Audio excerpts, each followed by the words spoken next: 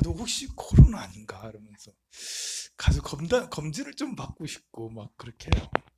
근데 이렇게 검진 받는 비용이 얼마인 줄 알아요?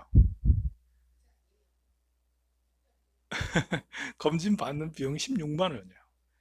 예. 무료인 사람도 있어요. 이제 신천지 신도 무료, 대구 사람들 무료. 그리고 이제 증상이 있는 자, 그 의사한테 아무래도 좀 의심스러워요. 그래 증상을 받은 그 진단을 받은 자. 그리고 또 이제 그 가래가 이렇게 나오는 사람. 가래가.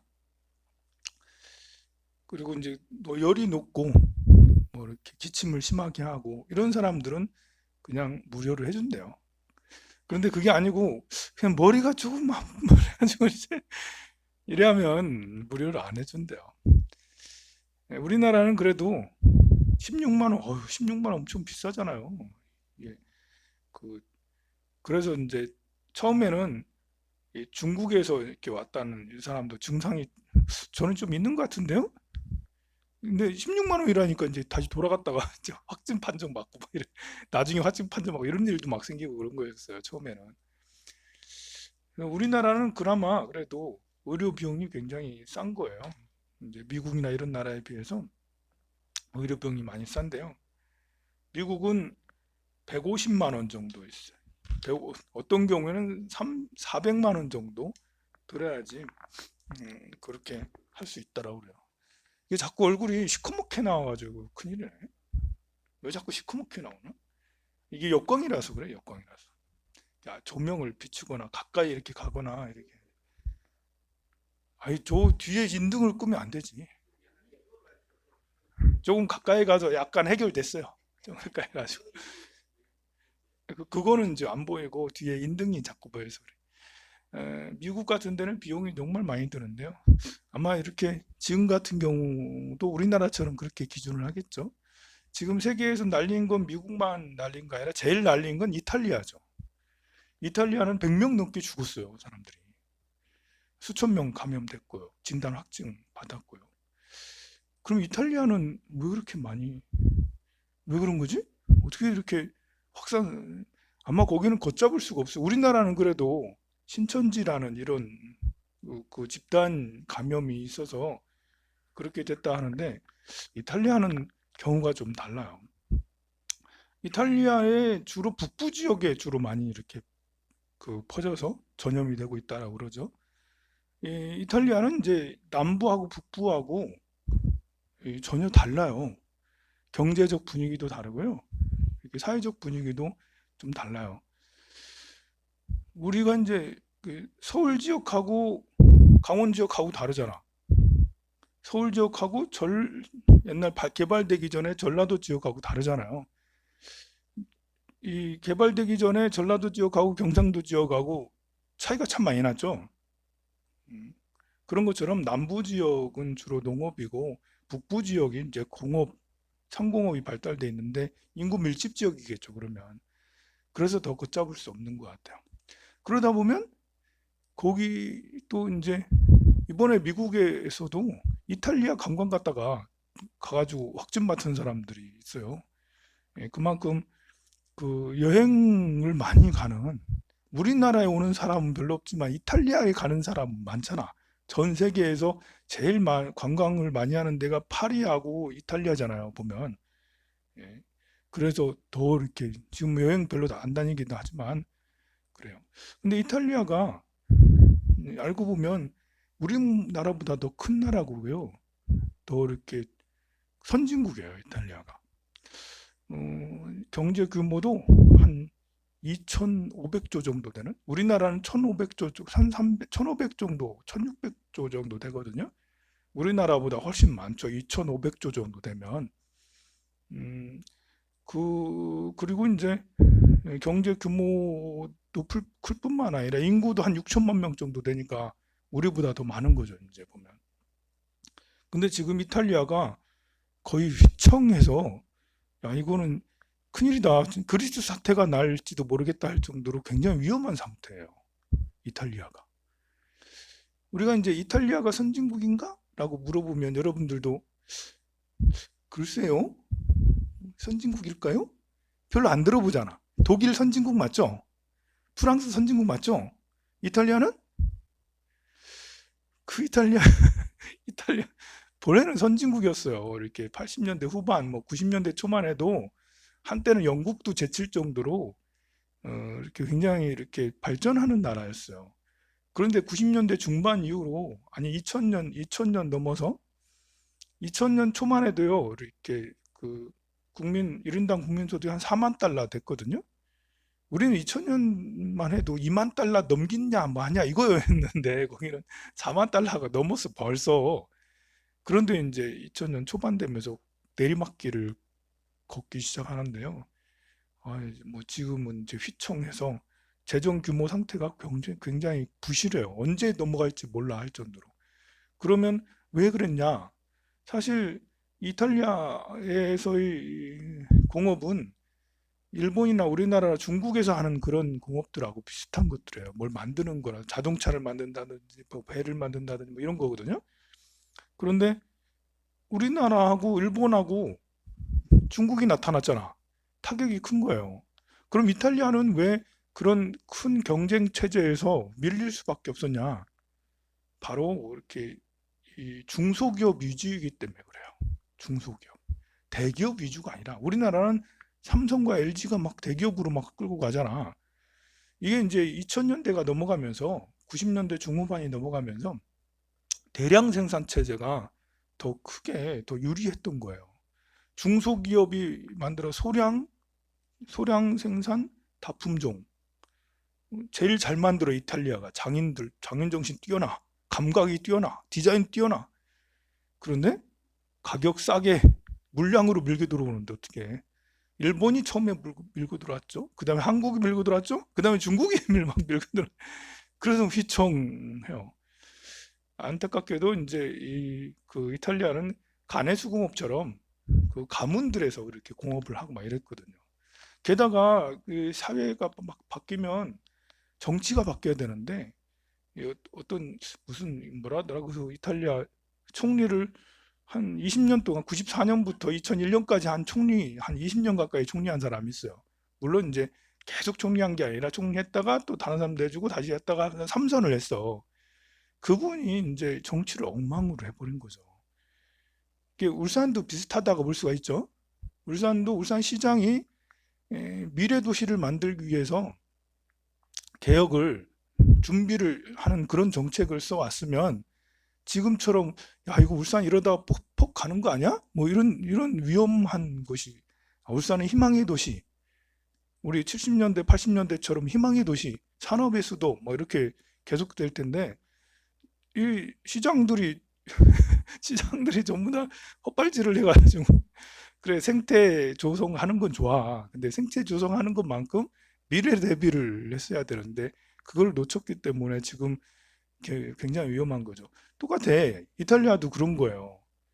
총리의 정책이 미래를 준비하는 정책이 아니었던 거예요. 그냥 있는 거 계속 우려먹는 정책이었던 거죠. 그래서 이탈리아는 참 위험하게도 됐어요. 그런데 이제 이렇게 위험할 때는 통화 정책을 쓰면 되거든요. 이번에 연준이 0.5% 금리 인하 했잖아요. 우리 한은도 1.25% 금리인데 지금 이제 어제 그제 기사 나오는 거 보면 이주열 총재가 실기했다. 기회를 잃었다. 금리 인하를 해야 되는데 동렬한다고 발표해 버려 가지고 그 며칠 후에 바로 연준 회장이 바로 우린 0.5%팍 내린다고 기습적으로 팍 내린다고 내려버렸잖아요. 그러고 나니까 한국은행장이 뒤통수 맞은 것좀 이거 잘못된 것 같네. 그래서 다시 4월달 되기 전에 다시 논의를 해서 내릴지도 모른다. 왜냐하면 4월달 되면 선거철이니까 선거철에 금리 내린다는 건 정치 뭐 어쩌죠 이런 말 나오니까요. 지금 내려야 되는 거 아닌가? 뭐 이렇게 하고 그래요. 금리를 내린다는 것은 통화량을 증가시킨다는 거예요. 그리고 뭐 양적 완화라고 그러는데 통화량을 증가시킨다는 건 돈 많이 찍어낸다는 거예요. 이탈리아가 계속 경제 위기, 노령화 사회라고 그랬잖아요. 일본 다음으로 제2위예요. 노령화 사회가. 프랑스보다도 더 높다니까 노령화가. 그 생산 인구는 줄고 있고 노령화는 급속하게 진행되고 있고 사회 경제 체제는 계속 이렇게 시대를 따라가지 못하고 있고 뭐 이러고 있으니까 그러면은 양적 완화라도 시켜가지고 좀 경기 부양을 시켜야 되잖아. 이 금리를 인하시킨다는 것은 경기 부양으로 하는 거거든요. 그러면 분위기가 참 힘들고 그랬을 때 저기에서 누가 누구라도 돈 빌려준다면 얼마나 기분이 좋아. 뭐라도 대로 할 수 있는 희망이 되잖아. 그거 가지고 말아먹든 뭐 하든 그건 결과고 그러기 전에는 기분이 좋잖아요. 그런데 이탈리아는 그걸 할 수가 없어. 할 수가 없어. 왜 할 수가 없죠? 이탈리아 돈은 유로화를 쓰니까 그래요. 유로화를 쓰니까. 그러니까 유럽이 굉장히 애매한 게 있어요. 유로존을 만들면서 통화를 유로로 다 바꿨잖아요. 장점이 될 수도 있고 강점이 될 수도 있죠. 단점이 될 수도 있어요. 제가 이제 어제 여러분들한테 우리 서로 미워도 슬퍼도 외로워도 다 해도 그냥 그 서로 친하게 지내는 것이 얼마나 큰 장점이냐. 아니 사람을 크게 성장하게 하고 자기 자신을 바꾸게 한다. 해서 우리 같이 하나로 촥 행복하게 잘 지내요. 라고 그렇게 했잖아요. 그런데 꼭 그게 다는 아니죠. 서로 마음이 안 맞아도 웃으면서 뭐 서로 갈등이 있어도 좋아질 거야? 한바탕 크게 싸우고 나서도 그 다음에 화해 잘하고 그렇게 하는 것이 개인의 성장에 큰 도움이 되지만 모든 경우가 다 그런 건 아니죠. 유로 좀 봐봐요. 하나로 만들었어. 그런데 그리스 사태가 났어. 자, 그리스 사태가 나니까 독일 총리가 이제 그 지원을 해주겠다고? 유로존 만들고 나서 제일 그 성공했다? 제일 잘 나가는 데는 독일이에요. 영국이 그래서 삐껴가지고 브렉시트 한다고 나가는 거거든요. 이게 뭐냐면 이렇게 생각하면 돼요. 우리나라가 팔도가 있잖아요. 보면 경상도, 전라도, 뭐 이렇게 그 제주도, 충청도 이렇게 다 각각의 우리가 다 각 나라로 다 운영되고 있었어. 각 나라별로 운영되고 있다가 그냥 통합해서 하나로 가자 해서 통합을 했어요. 다 어디로 몰리겠어요? 다 서울 가는 거죠. 서울에서 모든 걸 다 집중해서 상공업을 다 해버리는 거죠. 그 원리처럼 유로존에서 제일 공업과 상업이 발달된 데 체제가 또 상공업이 발달되고 민주화나 복지나 뭐 교육이나 모든 것이 최상위야. 독일이 제일 잘 돼 있어. 사람 먹고 살기도 잘 돼 있어. 그러니 이제 자동차를 팔아도 옛날에 이탈리아 차를 샀는데 지금은 독일 차를 산다는 거지. 이 뭐 그 이렇게 연필을 하나 사더라도 옛날에는 이탈리아 거를 연필 샀는데 지금은 독일 연필을 산다는 거지. 노트를 사도 지금은 독일 거를 자꾸 쓰. 그러니까 독일의 상공업은 발달할 수밖에 없었고 그 이외에 다른 지역들은 뭐 끙끙 앓면서 같이 가는 거죠. 프랑스하고 이렇게 독일하고는 끙끙 앓면서도 독일은 좋고 가는 거고 프랑스는 그래도 이게 최선이야. 이거보다 더 나은 방법 없잖아. 우리 유럽이 살아남으려면 저 미국에 대항해서 살아남으려면 이거밖에 없잖아. 그렇게 해서 가는 거고 그리스는 이제 벌써 이건 참 우리는 후진국이잖아. 우리는 그리스가 더 선진국이에요? 아니면 이탈리아가 더 선진국이에요? 이러면 비슷하지 않나? 그래서 이제 비슷한 거 아니야? 이러지만 그리스는 이탈리아에 비해서 한 10배 정도 이렇게 좀 떨어져요. 그 경제 규모를 말하는 거예요. 경제 규모가 한 10배 정도 떨어져요.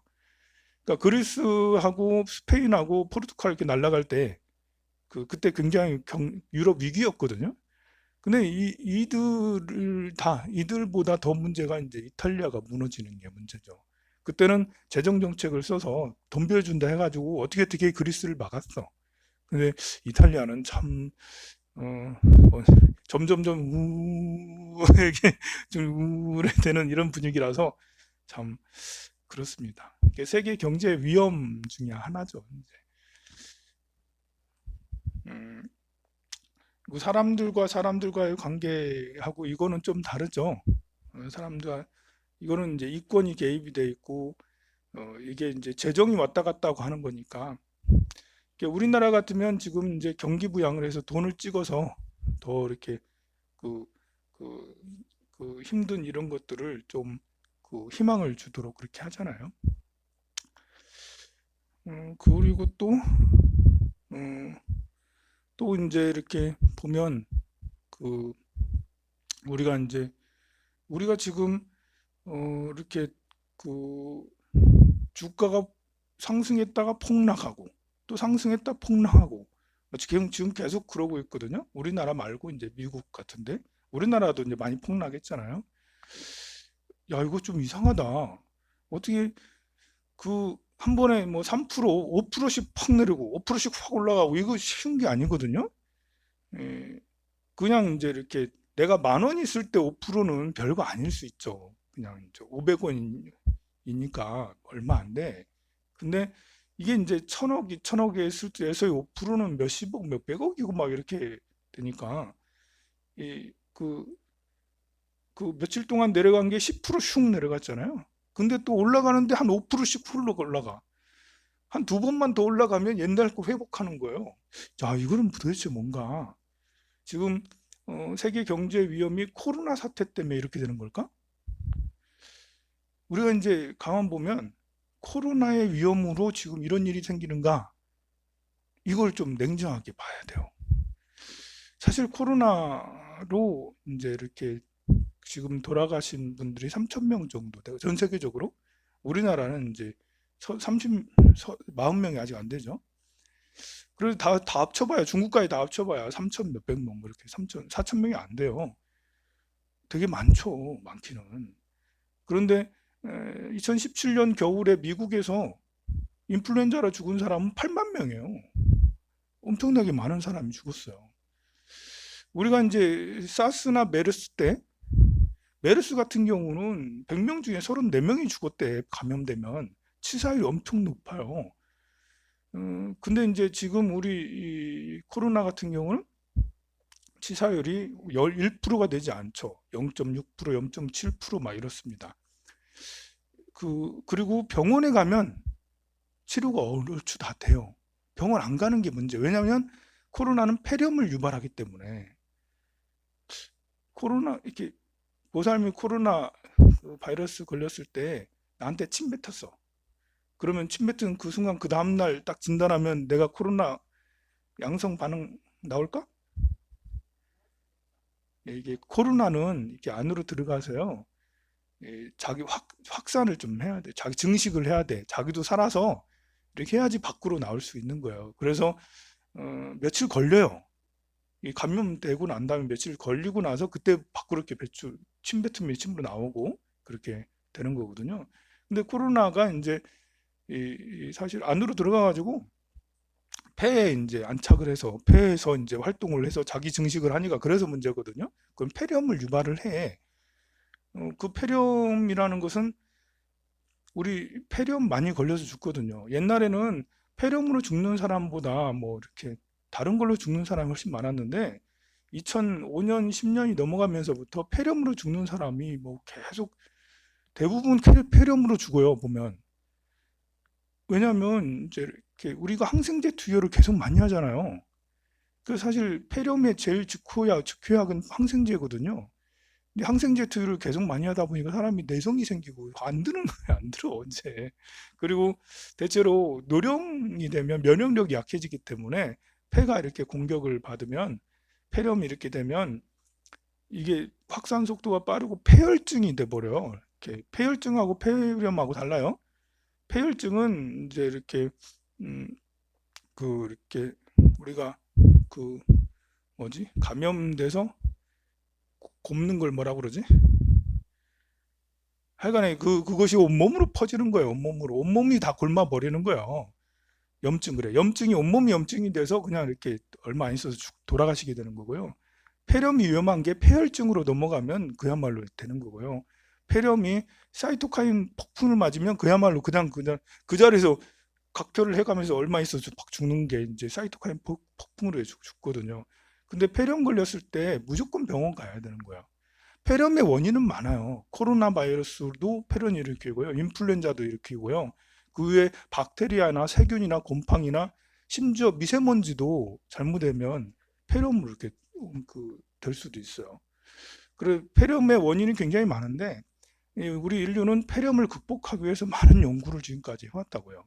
그래서 지금 의사들은 그 적절한 치유를 하려고 굉장히 노력을 하죠. 또 코로나도 이제 어느 정도 의료진들도 이렇게 치료를 했기 때문에 정보가 어느 정도 공유가 돼 있어요. 어떤 것을 투여해야지 더 적당한지. 아직 백신은 없어도 거기에 맞는 치유는 거기에 맞는 더 이상 나빠지지 않게 하는 그런 것들은 이제 많이 이렇게 좋아지고 있다고요. 그러니까 우리나라가 지금 치명률이 0.6, 0.7밖에 되지 않는 거거든요. 그러면 이 코로나가 지금 세상을 시끌벅적하게 해서 경제를 완전히 마비시키는 건가? 뭐 맞다고 할 수도 있고 틀리다 할 수도 있죠. 근데 사실 옛날 메르스나 사스나 그 신종플루 2009년 신종플루 같은 게 있었잖아요. 신종플루만 해도 거의 12,000명이 죽었어요.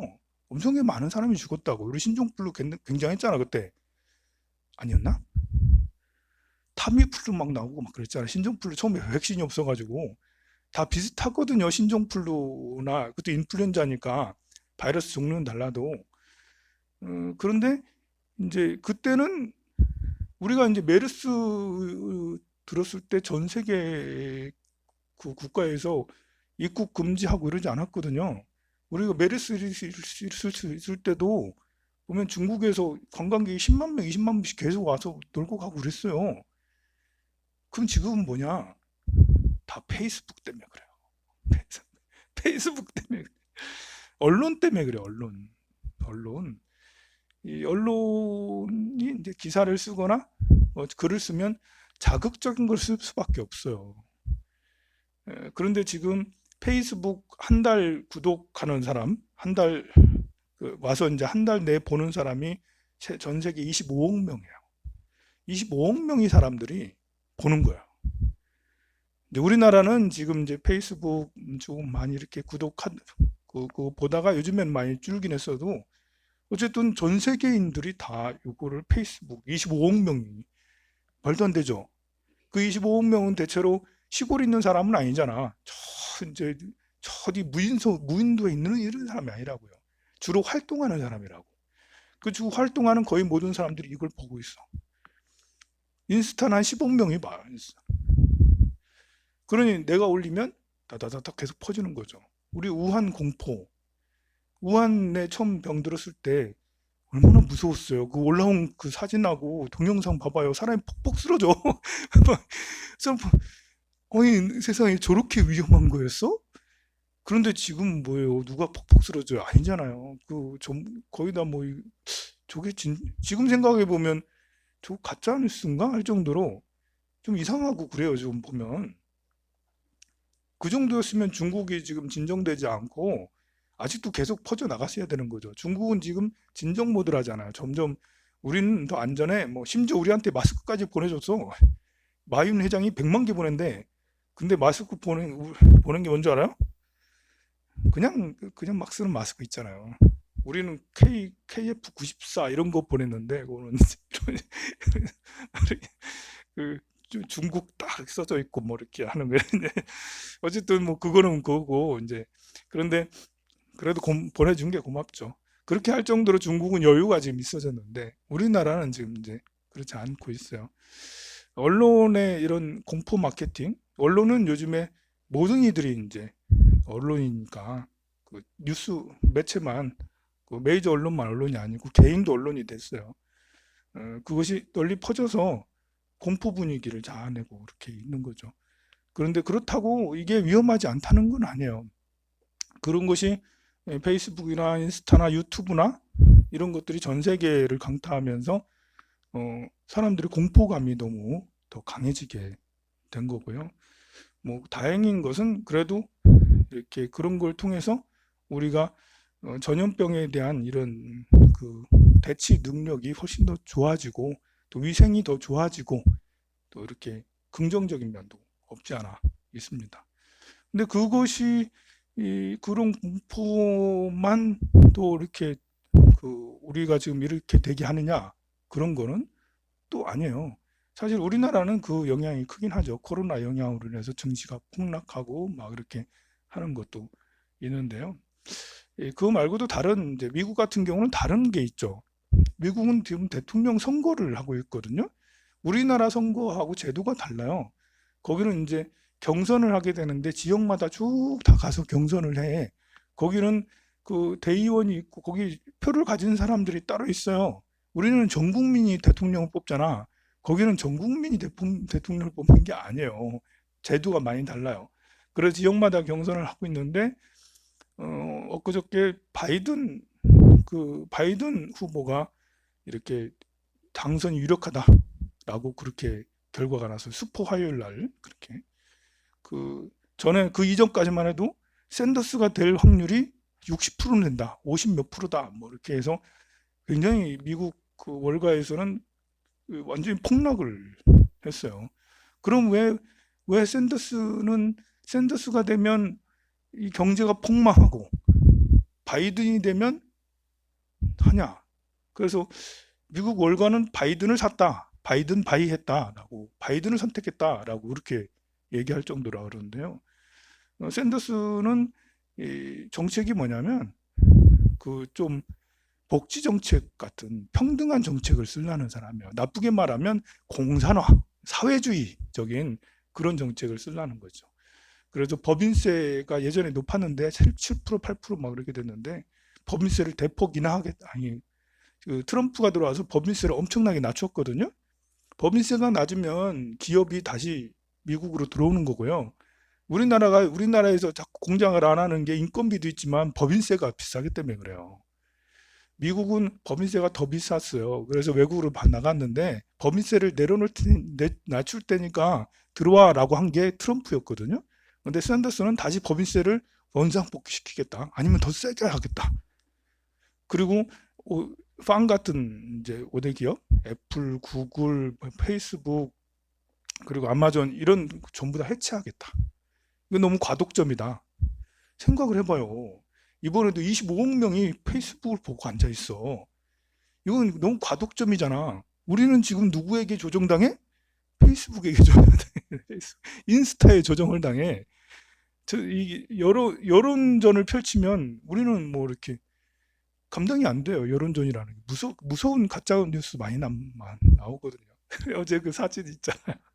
그 사진 얼마나 웃겨서 국회의원 경례를 그걸 고쳐서 이렇게 할 생각을 할지 누가 그렇게 생각하냐고 세상에. 그걸 누가 조작했다고 생각하겠어.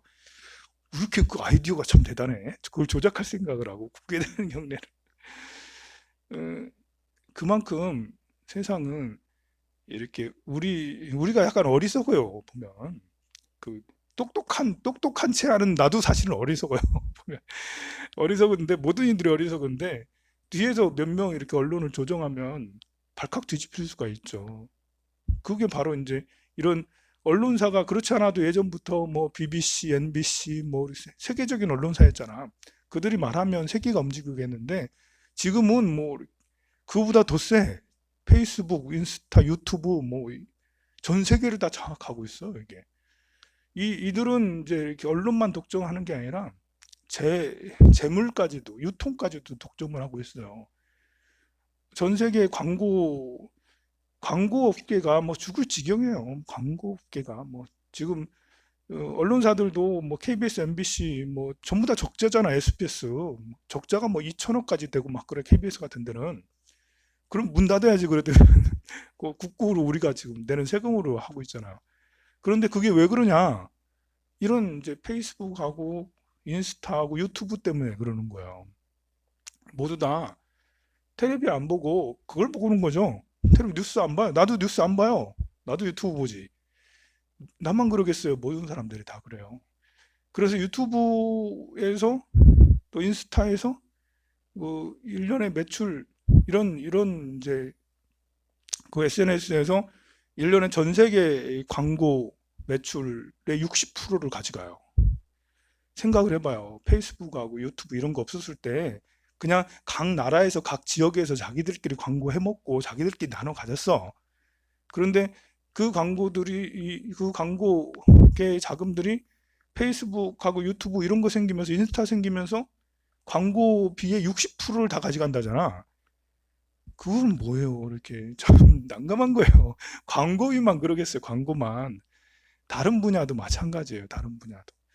거기에 한국은 이렇게 사실 그렇게 되는데 옆에서 많이 도와주는 나라죠. 이제 핸드폰, 뭐 스마트폰 뭐 열심히 만들고 반도체 열심히 만들어대고 또 이렇게 그 2차 전지 막 이렇게 하고 있는데 그렇다고 우리가 잘못한 건 아니에요.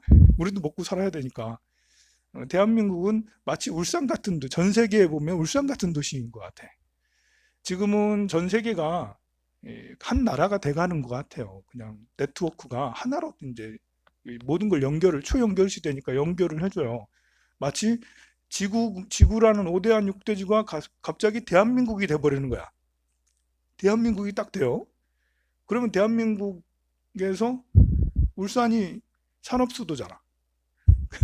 여러 가지 많이 만들잖아. 지금은 점점 무너지고 있지만. 그런데 그 전 세계에서 대한민국이 그런 거예요. 지금 반도체 계속 그렇게 만들어내고 있죠. 미래 산업이죠, 반도체도. AI 기술을 뒷받침하려면 서버나 아니면 뭐 인공지능 다 이제 IC 칩이 있어야 되니까. 그리고 계속 하이닉스하고 이제 삼성전자가 계속 만들어내고 있죠. 예, 스마트폰 계속 만들어내고 있죠. 그리고 이제 앞으로 미래 이제 전기 자동차 시대가 오니까 2차 전지 계속 만들어내고 있죠. 뭐 그래도 우리는 그래서 옆에서 산업 수도처럼 그런 산업을 하는 곳인구나 이런 생각이 들더라고요. 하여튼 샌더스가 되면 그러면 가장 큰 타격을 받는 게 이제 대기업하고 월가들이죠. 그러니 샌더스가 되면 큰일 나는 거야 이제. 처음에는 히딩크가 아니라 지금 이제 그 뭐지? 지금 대통령이 누구지? 트럼프. 그래. 트럼프가 됐을 때는 반기지 않았었는데 결과적으로 월가에게 굉장히 큰 도움을 준 거예요. 트럼프는 참 이제 이렇게 역시 사업가라는 게 자기 지지율이 주가라고 생각하는 사람이에요. 주가가 높으면 자기 지지율이 높아진 거라고 생각하고 주가가 낮으면 지지율이 낮아진 거라고 생각하는 참 이제 사고가 특별한 분이라 할 수 있는데요. 결국 그렇게 하면서 그 트럼프가 되면서 세계 독점화, 온 세계가 더 독점화돼 버렸고요. 마치 서울 경기에 집중된 것처럼 지금 미국으로 많이 집중이 돼갔다라는 것이죠. 그래 이제 근데 뭐 다행인지 불행인지 모르겠지만 지금 당장의 경기에 의하면 이제 곧 바이든이 되는 게 좋은데요. 꼭 당장만 볼 수는 없잖아요. 미래도 또 생각해야 되니까. 바이든이 되면서 뭐 이렇게 분위기가 좀 달라져서 상승을 한다. 그런데 왜 또 대폭락이 나오지? 상승했다 대폭락이 나와. 이거는 또 왜 그러냐면 다른 이유가 있겠지만 제가 볼 때는 이제 ETF랑 관계 있는 거예요. 옛날에는 각 종목마다 이렇게 투자를 했어요. 삼성이면 삼성, LG면 LG 각 종목마다 투자를 하고 그랬거든요. 근데 지금은 그게 아니라 이제 ETF라고 가장 잘 나가는 거 10개 묶어. 뭐 2차 전지 제일 잘 나가는 거 10개 묶거나 아니면 반도체 제일 잘 나가는 거 10개 묶어. 아니면 유통 쪽에 아니면 바이오 쪽에 제일 잘 나가는 거 10개 묶어. 그렇게 해서 이제 펀드처럼 상품을 파는 거죠. 근데 이 시장이 지금 매년 성장을 해서 절대 다수가 이쪽 ETF 쪽에 투자가 돼 있어요. ETF는 그거 위험성을 줄일 수 있다라는 그런 것도 있는데 ETF들의 그 성향이 어떤 거냐면 어느 정도 떨어지면 저절로 손절하는 게 있어요. 사실 이렇게 주식을 보면 그런 게 있잖아요. 어느 정도 떨어지면 그냥 손절해서 다 팔고 나와야 되는 거야. 잘 모르는 사람은 끝까지 들고 있는 거죠. 언제 오르겠지. 삼성이 6만 원 하다가 4만 원으로 딱 내려왔어. 그럼 이게 이제 그 5만 5천 원쯤의 사람들이 손절을 하는 거예요. 근데 잘 모르는 사람은 그래 우리 삼성이지 다시 올라갈 거야. 4만 원까지 쑥 내려와. 올라가는데 급하게 올라오면 좋지만은 2년, 3년, 5년 동안 올라갈 수도 있거든요. 그래서 이제 보면 그 ETF들은 어느 정도 몇 프로 떨어지면 저절로 손절하는 게 있어요. 그게 그 양이 엄청나게 많으니까 한 번에 확 빠져버리는 거예요. 그러면 급락 나오는 거죠. 급락. 그런 영향도 무시할 수 없는 것 같아요. 제가 별걸 다 얘기하죠. 네. 여러분들 그 코로나 잘 극복을 하시고요. 어쨌든 뭐 이렇게 잘 먹어야 된다니까 먹는 걸 잘 드시고 행복해야 돼요. 어떤 보살님한테 보살님 기분 좋지 않아요? 했더니 왜요? 기분 별로 안 좋은데요? 그러시더라고요. 우리는 늘 행복할 준비가 돼 있어야 돼요. 어느 순간에도 아침에 일어나 기분 좋네? 좋은 일 하나도 없어도 그냥 기분 좋네. 어, 아침 먹고 나서 기분 좋네. 회사에 나가서도 기분 좋네. 왜 좋아? 그냥 좋아. 자기 전에도 그냥 좋아. 이건 습관이거든요. 습관. 대체로는 그냥 묵묵하죠. 이제 좋은 것도 아니고 싫은 것도 아니고 또 이렇게 많이 마음이 아픈 사람은 괜히 늘 우울해. 그러지 말고 내가 스스로 노력을 해서 난 너무 기분이 좋아. 나는 정말 행복해. 라고 자꾸 이렇게 자기 자신을 스스로 세뇌를 시키면 어느 순간에도 다 행복해 할 수 있어요. 우리가 이제 행복의 정도가 사람마다 이렇게 이만큼 있는 사람도 있고 이만큼 사람도 있는데요. 대체로 행복의 정도가 높아져 있고 내성이 강하면 누가 돌아가셔도 그렇게 푹 싹 꼬꾸라지지 않아요. 친한 사람이 돌아가셔도 잘 견뎌내고 이겨낼 수 있죠. 왜냐하면 늘 행복한 연습을 해왔기 때문에 잘 가셨겠지. 금방 마음이 이렇게 돌아서서 잘 가셨을 거야 라고 그렇게 되죠. 보살님 좀 괜찮으세요? 우리 공부살 모셨어. 반가워요.